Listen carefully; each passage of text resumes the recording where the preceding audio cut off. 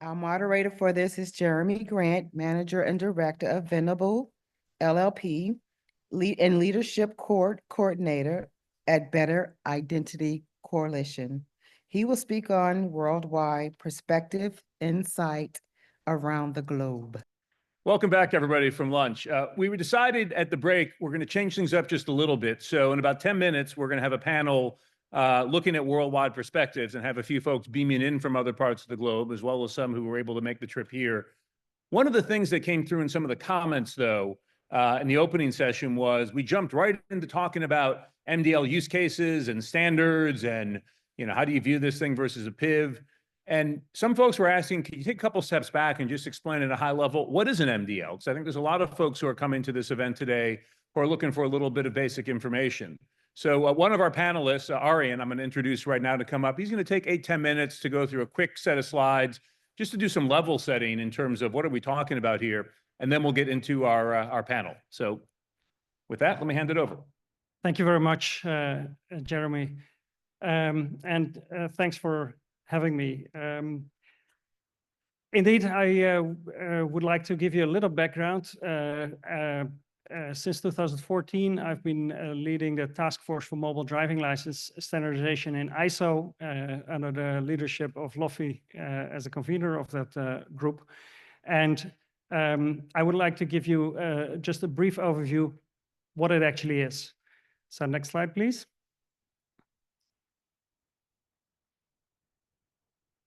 Yeah, so here some people made comments. This has been developed by many smart people. Indeed, here is a number of those people that participated in the International Interoperability Test event. But it's not enough to only say this has been developed by smart people, trust us. We really would like to explain what it is and how it works. So next slide, please. The high-level overview, there is the triangle with the issuer, the wallet, and the reader. And next, please. First of all, in the ISO standard for mobile driving license, we have defined the data model for the digital credentials based on this standard. In 18013 Part 5, we have defined the mobile driving license that is addressed by the doc type for mDL and has a definition of a namespace with data elements that are included in an mDL, but also in, for example, ISO 23220 Part 4, we have defined a doc type and a number of namespaces for photo ID. Next. The transaction protocols, so the MDocs are provisioned from the issuer to a wallet in a provisioning process for which standards are being developed, amongst others, ISO 18013 or ISO 23220 Part 3. Next, please. When a mDL transaction starts in a proximity situation, the first step is to do what we call device engagement. So to do the handshake between a wallet and a reader. The wallet presents some information to make a secure connection in a QR code or through an NFC tap. That information that's in there only contains a short-lived Bluetooth address and a ephemeral public key of the wallet that is used to establish a secure communication channel. Next, please. When the reader has received this device engagement information, it creates an encrypted request that is sent over Bluetooth Low Energy, Wi-Fi aware, or NFC. Next. Now, back to that data model. The data model for mobile driving licenses, as I mentioned, is can you go back? Is addressed by a doc type and a namespace. So within the namespace for mobile driving licenses, next, there is a number of data elements. For example, the family name, the given name, which are simple text strings. And there are other data elements. For example, driving privileges is a more complex structure with maps, with arrays, with maps, with arrays. And there is something as simple as an H-over claim with only a value of a Boolean, true or false. So, for example, H/21, I am or am not over 21 years of age. Next. In order to prepare the data for selective disclosure, data elements are not just all stick together in one message with one signature, but actually the data elements are separated in what we call issuer signed items. So a single issuer signed item contains what we call a digest ID. I'll come back to that. A random number as a salt to lengthen the message for security. The data element identifier, which is family name in this example, and the value of the data element, in my case, that is geluk. Next, so each element is constructed like that, and then the digest, a hash of each issuer signed item is put in a list of digest, value digests, as you can see here for these two elements. Next, the digital proof contains of this list of hashes, but also has a device public key that is used on the device. A key pair is generated, and the public key is included in the digital proof to bind the credential to the specific device. Also, validity info is in there. And next, what is also included in the credential is a document signing certificate. So the signing certificate for this credential is included. So we don't need to distribute signing certificates individually. Only the root CA certificate needs to be distributed. And then the private key of the document signer is used to place a digital signature on the message. Next. So when there is a transaction, next, the security protocols are used. First of all, issuer data authentication. Next, that consists of digital signing. Next, and certificate distribution to the reader for authenticating the credential. That can be done directly, as in this picture, but it is also possible to do that through a digital trust service, where a relying party is not only trusting one issuer, but actually a whole set of issuers. And AMVA commented on that. They operate such a digital trust service where the different issuer certificates go on a list that is electronically signed and can be used by a relying party as having aggregated trust in many issuers at the same time. Next. There is a mechanism we call mDoc authentication. As I mentioned, in the digital proof, there is this public key of the mobile device. The private key is used to electronically sign the response message at transaction time, providing real-time proof that this mobile driving license presentment comes from the device that the issuer intended to issue it to. Next, there is an optional mechanism called mDoc reader authentication that allows the relying party to authenticate to the wallet. So in that case, the wallet can recognize who is the entity asking for information. For example, the TSA has implemented that so that if you use your mDL at the TSA, you will see on your own screen the TSA is asking for the following information. Next.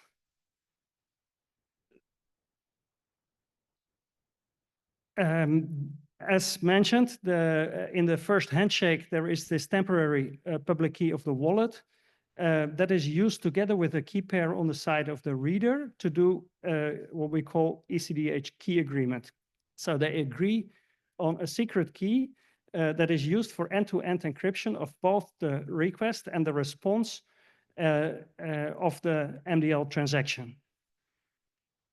Next.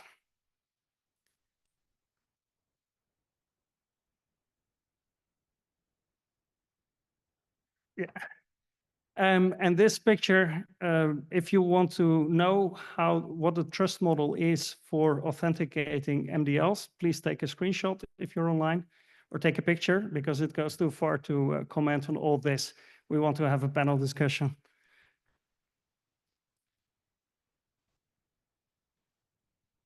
And this is on the right top is the digital trust service that has been implemented by AMVA, and this is also being implemented in Australia, and also in Europe. We're using trust lists for aggregating trust in multiple issuers.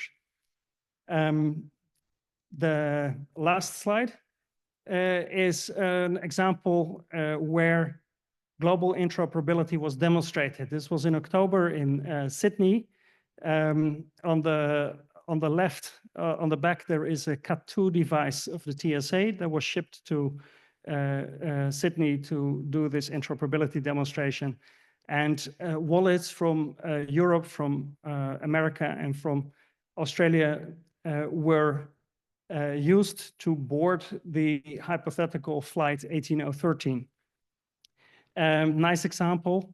We had just started the development of a photo ID credential, and already at that event, the French national wallet presented a photo ID credential that was accepted on the TSA CAT2 device. With that, I hope I have been able to give a little introduction on what the mDL technology is about, and I hand back to Jeremy. Thank you.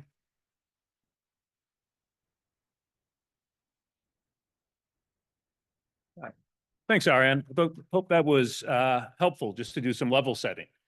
So as Darlene mentioned before, I'm Jeremy Grant. I'll be your moderator for this panel, which is looking at worldwide perspectives, insights from across the globe. As Darlene mentioned, I'm a managing director at Venable. I also serve as an advisor to FIDO Alliance, the identity standards and certification body, and run a group called Better Identity Coalition, which has brought together more than 24 companies, largely those on the buy side of identity. Think banks or health firms or fintech firms or just plain tech firms that need to know who you are in some cases in order to offer you services. And they've been collectively advocating for the US to take a more direct role, an active role in addressing deficiencies in America's digital identity infrastructure. mDLs for the coalition have been a really big priority in that at a time when the US is largely dependent when it comes to online identity proofing on a set of companies that are essentially looking at a bunch of different signals and data sources to try and guess what in most cases only the government knows.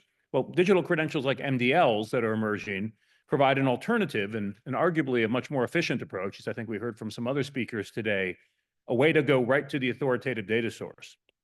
And because the driver's license is an ID that most, not all, but most adults have in the US, and because it requires a pretty robust in-person identity proofing process to get, we think it's really the most logical place to start when we talk about creating digital counterparts to the different paper and plastic credentials that are nationally recognized and authoritative that governments issue today for use in the physical world. Now, the potential of mDLs was apparent a dozen years ago, back when I was at NIST. There, we actually funded the very first pilots of mDLs as part of the NSTIC program, and that helped to plant the seeds for a lot of what we're seeing both in the states and at the federal level today. But I think one thing that's clear, and that this next panel will make very clear, is that this is not just an American-led movement. In fact, it's not actually clear it's American-led at all. And when it comes to mDLs and other portable digital verifiable credentials, the US in some ways is actually falling behind some of our peers. So I'm excited today that we've got a great panel of leaders from across the globe, some on stage, some virtually, who can provide some perspectives on what's going on with this stuff in other parts of the world. So why don't we begin? Let me start by asking each panelist to introduce yourself, tell us where you're from, and in a minute or two, explain how you fit to the mDL or broader digital identity ecosystem that's emerging across the globe. Let me start with one of our online guests, Paulo. We'll start with you. Hi, everybody, and thanks a lot for having me. It's really a pleasure to be here. My name is Paulo De Rosa, and I'm working for the European Commission as policy officer, where I work on leading the technical framework for the European Digital Identity Wallet, including the integration of the credential-like mobile driver licenses. My role is essentially focused on creating the regulatory and technical foundation that enables secure and privacy-preserving digital identity system across Europe. mDL are the mobile driver licenses are one of those key credentials that we are prioritizing for the early implementation of the wallet ecosystem.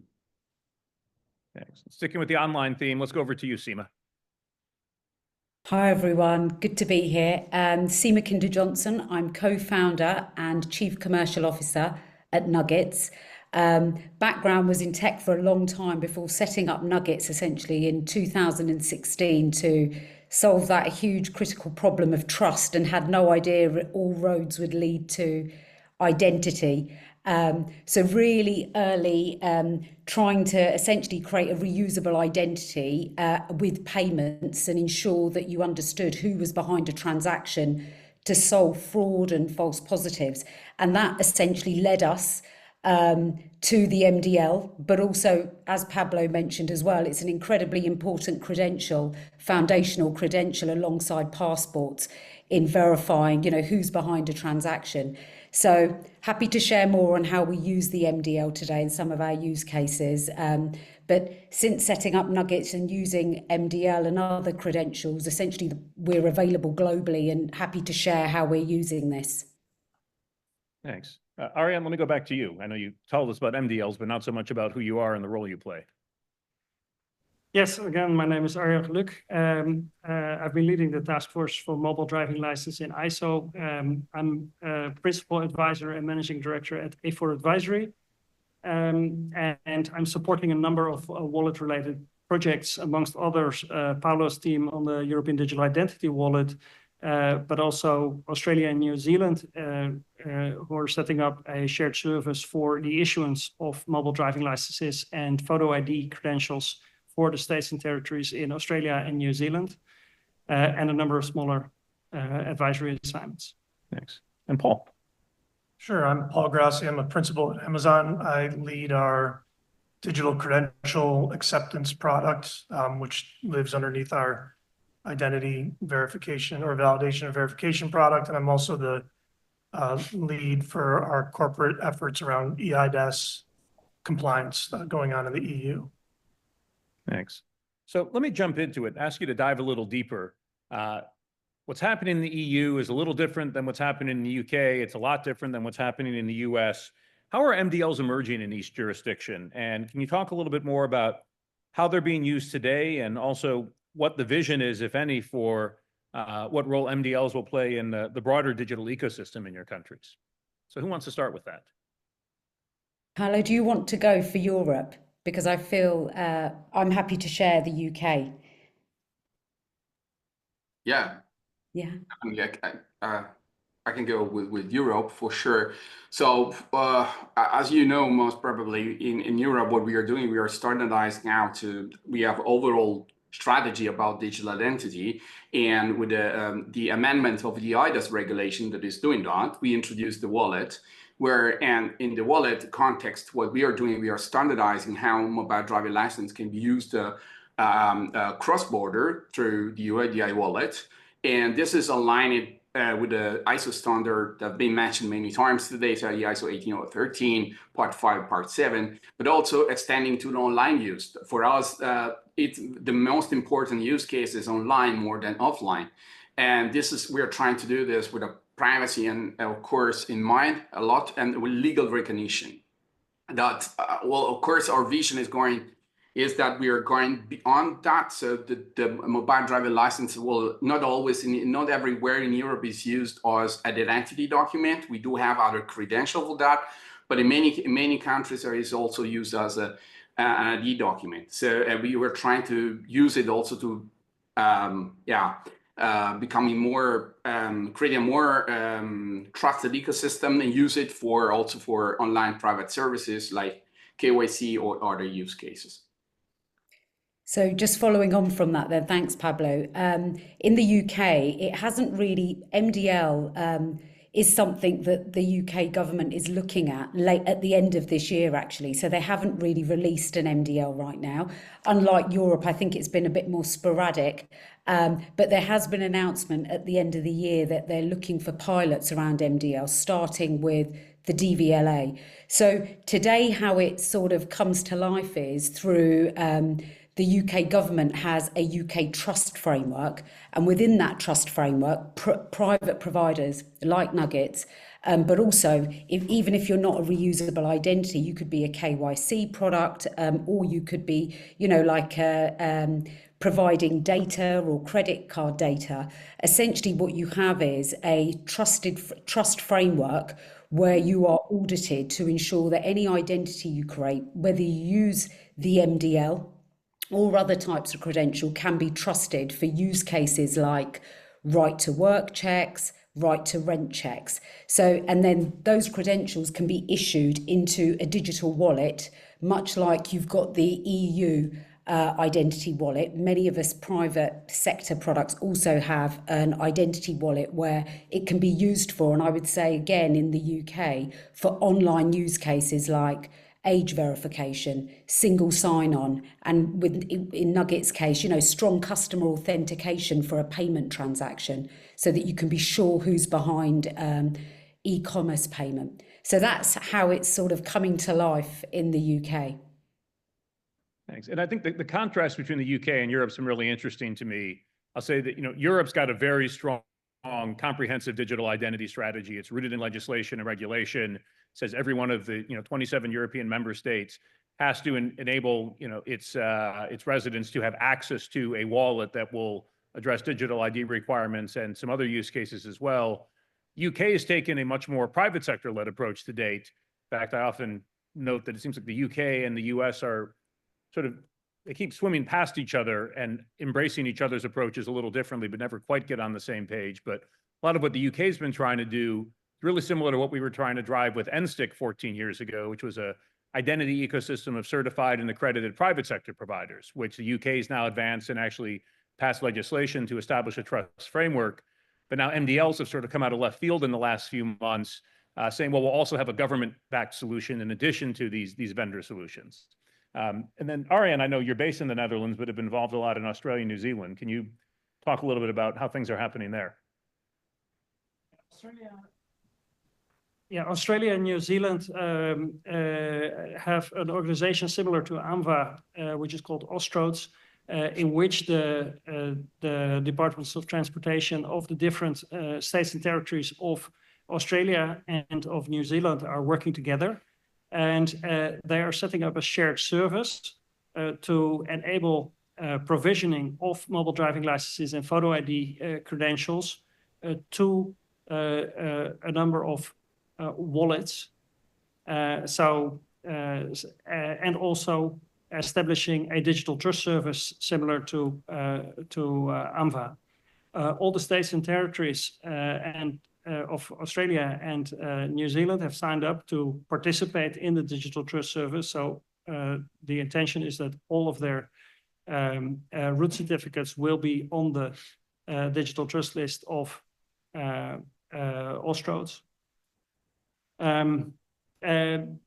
We have had a preliminary phase in which a number of things have been tried out, and we are now moving in the implementation phase. We're finalizing the contracts with the vendors that were selected, Matter for the digital trust list service, and Skitalis for the VC broker platform. So we have had a period of co-design with the states and territories. And we're moving ahead. Thanks. I wanted to note a lot of the focus today in the US, and I think you heard this earlier today before lunch, the focus has been largely to date on in-person applications. How do I use my mDL to go through a TSA checkpoint or buy alcohol or something else that's going to be in person? But we're now starting to see the online use cases emerge, and most people seem to think that's where the real value of MDLs is going to be, given all the challenges, at least in the US, that we've been having with remote identity proofing and how hard it is to actually figure out who's who online. I'll note that I think last week was July 5th. It was the 32nd anniversary of the famous New Yorker cartoon where the two dogs are on the computer and one turns to his friend and says, on the internet, nobody knows you're a dog. And, you know, those dogs have now passed because of dog years and whatnot. It's very sad, their blessed memory.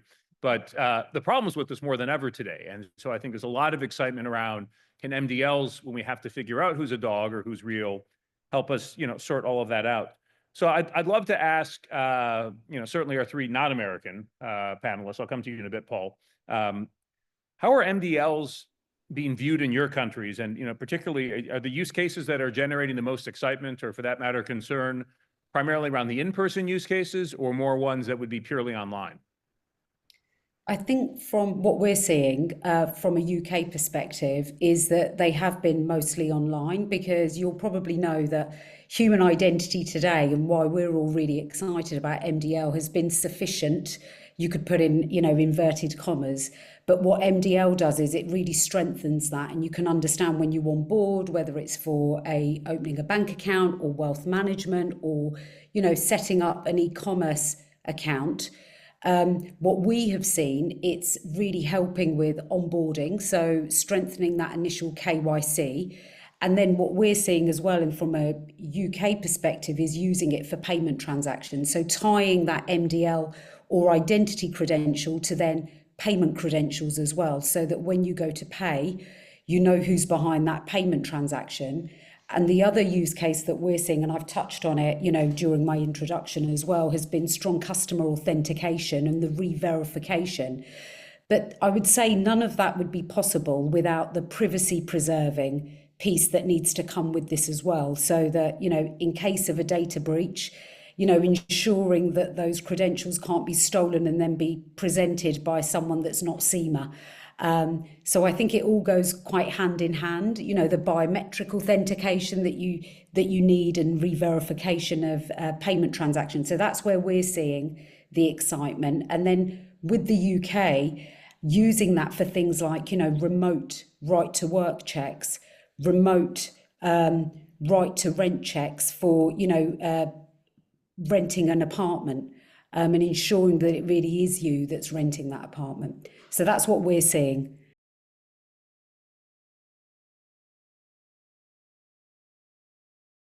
Framework was born to address online use cases. Actually, for us, it's quite new. The in-person use case is something we are introducing because people are very used to the document used every day. That's not very common to use the phone in person. Of course, there are a lot of innovation and interesting pattern to be discovered, but the most benefit of the mobile driver license, but in general for the digital identity, is online, because we are moving the whole society online. We need to do the same thing we're doing every day in person, also online. So, and the credential core of this. That's why we need to provide people a way to be identified in a strong way when they're accessing online services, or doing the KYC for opening a bank account, or performing a payment, a strong customer authentication, as Seema mentioned. So the online use cases are definitely the core of what we're doing. And of course, there are a lot of concern around that. That's where we are focusing a lot of our effort, in particular on privacy and security, in particular when you are issuing the credential, but also when are you using it everywhere. So I think that we really see the most value into the online scenario. The digital trust service in Australia will likely not only have a VICAL, verified issuer CA list, but also what we call a RICAL, a reader identity CA list, to enable wallets to authenticate the relying parties. One thing you mentioned about the identity vetting, the shared service provides also the service for enrollment including verification, multi-factor authentication and verification of the biometrics against the face image that's registered at the DMVs in Australia and New Zealand. Thanks. Paul, I wanted to come to you. So beyond being our one American on the panel, Amazon obviously does business all around the world. Can you share a little bit about what Amazon's hoping to see from MDLs as they emerge in terms of the value you can bring your customers in different jurisdictions, as well as well, the value you could bring companies like Amazon? Sure. So we're actually being very specific that we're in the digital credential acceptance world, not just MDL. So we're excited about what we're seeing with passports as an example, as well as MDLs. And I'm sure most of you as shoppers may not have ever encountered any type of identity type challenge. But as our business grows, so do those use cases. So we've got health, age-restricted purchases, know your customer use cases, certainly account recovery.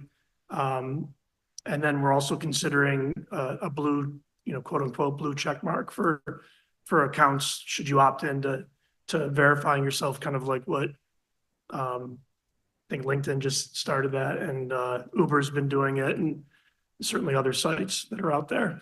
And what I'm kind of excited about is typically in the identity world, a lot of people, especially in the digital identity world, will probably nod their heads. There's a chicken or the egg problem. There's not enough people with this credential, so we're not going to create the use cases, but there's not enough use cases, so no one's going to get the credential.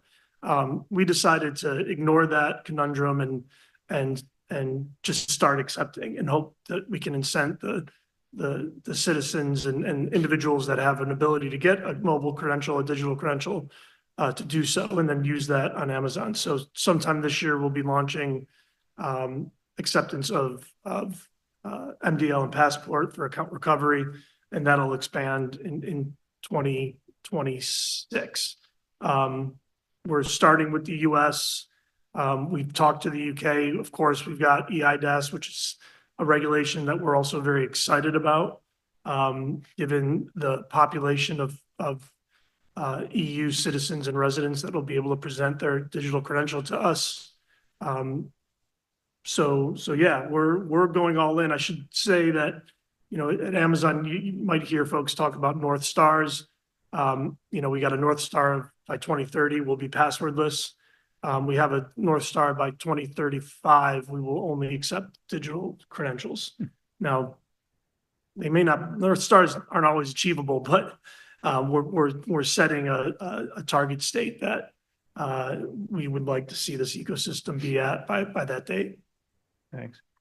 One question I wanted to turn to get a perspective on how other countries are handling it is what other rules might be needed as MDLs and other portable digital credentials emerge to govern who can ask for them and in what circumstances. I think we've heard a lot of different use cases today around how somebody could leverage an MDL, but I think there's also a potential concern, and I think we've heard this actually from a lot of advocates on both the left and the right, that if we make it so easy to prove who you are in person or online everywhere, well, a lot of parties might actually be tempted to ask you for proof of identity at a time when you wouldn't have to do that today. And that could start to impact, the nature of how we actually engage online. So curious to understand in Europe, in the UK, Australia, New Zealand, how, if at all, are other countries looking at this? And Paolo, I might ask you to start, because I think you all have given this a lot of thought in terms of what a relying party might need to do. And I'd like to comment from a relying party perspective as well. Please. Yeah, so thank you for the questions. I think, yes, so the regulation in this sense is very clear. So we are requesting a relevant party to be registered at least in one member state, right, where they are where they are established. For example, they have anyone can represent them. And so in this case, essentially, we aim to provide full transparency about who is asking for what reason. And this is indeed a first step. Then there is another more on the regulation side. You have to be in line with the reason why you're requesting the data, and you have to declare that into the regulation, into the registration. So this might look a bit how to say, burdensome kind of process, and indeed it is, because there will be a lot of effort to be registered for Reliant Party. But we are trying to make it easier and to facilitate that, also to include, of course, with a bilateral mutual recognition other states across beyond EU. But in this way, we do give some guarantee to the user that they know who is on the other side and for what reason is asking that data, that verified data. I mean, this is not just data, right? So there is an issuer that is as verified and is proving that data is true, is correct, and belongs to the person that is presenting it, right? So there is a lot of value in this specific kind of data. That's why we have to be very careful how this is going to be requested, and who is going to request for what. Thanks. Other perspectives from other jurisdictions. Seema, do you want to talk about UK and some of the requirements in the new legislation? Yeah, happy to. I don't know, on the legislation, I think, Paolo, you talked, around ensuring that there is a true intent for the use of that data, and then all of the privacy safeguards that go along with that. And I think that mirrors the work that we're doing in the UK as well. But I think some other things that we've been involved in is, with credentials now, with mDL, with, some of the work that's been talked about, not just the mDL credential, but a passport. Obviously, it makes asking for these credentials, in a huge benefit to the organisation, because they can finally trust who's behind that transaction. But we have found ourselves involved in work now that means that tracking, correlation of activity, the surveillance of that activity needs to be incredibly private and non-correlatable. So I think there's some other really fundamental things that need to coincide with the requesting of that data, which means we need to look at how that data is then shared and stored, and for what that data is being used for. And I'm really glad that some of the organisations like the Bank of England, when they're looking at the proposed digital pound, are looking at privacy layers around, the privacy and alias layer of how that communication's happening through those credentials, and who's sharing those and for what purpose. So I know that's not a straight answer, but essentially, I think there's a lot of work to be done ensuring that, we don't create a huge honeypot of data again, without those privacy safeguards in place as we have these, super useful credentials. Thank you. And for our in-person people, who's got a perspective? I know that we want rules, but we're already starting to see too many bespoke set of rules crop up. So we've got, a great set of standards that gives us interoperability. I like to say kind of code once, accept many, but we've got the DTS in the US, which is voluntary. We don't have to use it, but it's great. It's a good starting point to give us trust in the states that are issuing mDLs. In the EU, now we have to register ourselves, plus we have to query a trust provider list. Last time I talked to the UK, we have to get certified as a verifier. Now I'm hearing in Australia, there's a potential relying party trust list. That's going to make it very difficult for us to scale globally. And I get bristled a little bit when I'm hearing all these separate requirements on a country by country basis, because we're working so hard not to be bespoke. Yeah. Arjen, any perspectives? Yeah, to respond to the last thing, I think that only stresses that we need to work together globally, that we need to exchange. From Ostros, there is a very good exchange with AMVA, and there is initiation of conversations with Europe as well. And I think it is important indeed that we align as much as possible. And there also standardization has a place. In ISO, for example, we're discussing the standardization, also discussing the way in which to structure authorizations. A relying party can register and get a relying party authentication certificate, but do we need more than that? Or is it only, well, I know who it is, but not what they're entitled to? And that is where in Europe there is the concept of the registration certificates. We're looking in ISO to different options also to potentially have a mechanism on the reader CA list to say, okay, this reader, any reader under this CA is authorized to read and then a number of credentials and data elements from credentials. So we're looking at ways how that can be as efficient, can be made as efficient as possible. But there is still openness. So your input is also very much welcome. Yeah, no, and I appreciate that. I'm not against those rules, just harmonized, so we don't have one per country. Then this will fall down flat and you'll see us not accepting digital credentials. Good piece of feedback. Speaking of feedback, would love to know, what sorts of feedback are you all getting across the globe from different stakeholders in different countries, be it from industry, be it from civil society groups, individuals, or others? And are there any issues that you're seeing stakeholders raise that is a surprise?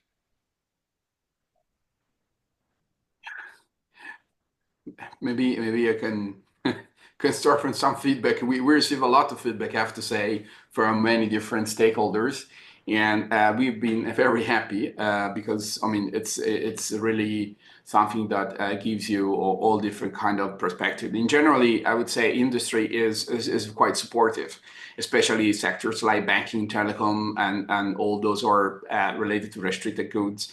But as Paul was saying, of course, they want clarity and harmonization across member states. Now we can help easily on to the 27, but when it comes to global, I think we need really a big effort there, and it's a different scale, different problems. But we do really care a lot also about that. In fact, as Ariel mentioned, we are working to have a mechanism to do that, but we will perfectly feel the pain there, and we want to be supportive. The civil society has been also quite vocal about privacy and surveillance risk, and we have been listening a lot about them in all the phases of the regulation, but also the implementation. We are still working with them, especially, for example, to implement zero knowledge proof in the contents of the wallet to reduce to the minimum the risk, but also the use of the data. Yeah, in general, also the feedback was quite concerned about people without smartphone and digital literacy. So of course, there are still a lot of people that might be excluded if we are considering to give access to digital identity only through a device. Something that, say, as you may know, in the existing EIDAS, we do have digital identity, but you do need to have a device to access to use it, and so I would say these are the main feedback, the big block of feedback. But also in general, there are a lot of expectation by the citizen in general that they demand transparency, control, and this is already provided by the regulation. I think the Parliament made a good job there to bring this voice into the regulation. My stakeholders are obviously very, very different than those that are sitting here on this panel with me, and maybe this is too low level for this discussion, but I'll throw it out there just to get people thinking. We're always asked, how is this more secure than uploading a driver's license? And we have an answer for that. It's not the best answer, but again, I think certification could help there. Going all the way to the issuing source is a good thing. We're asked, how do we know it's the person presenting it is actually the person that it belongs to? So, I don't want to be geeky, but holder binding is a gap because a shared device, it could be one avenue for fraud. Ryan from NIST and I were talking, the discoverability of digital credentials, that it's there, that it has certain attributes. I don't want to know what it is. I don't want to know who issued it. I don't want to know where they're from. I just want to know that it's there. I want to know that it's part of my trusted list. So I don't throw errors and I give a good user experience, is all kind of feedback that we're getting that is not hindering our adoption of it, but it's definitely going to create some speed bumps for us on our way. Thanks. And Darlene's giving me the look, we got to get off the stage in a minute, but 15, 20 seconds, either Seema or Ariane, just to round this out. Yeah, should I quickly just Yeah, I loved what you talked about then, because from the Amazon perspective, because as we sell to private sector and public sector, there are many of the questions, right? Which is it going to hinder the UX? Is it more secure than the existing identity solutions like KYC I already have in place? So I think there's a huge education piece, and you've got an advocate here in the holder binding and the BB, you know, those credentials, because, you know, we need to ensure that it's the right individual. And just to mirror what Paolo said around privacy and surveillance, they are really big concerns around digital adoption.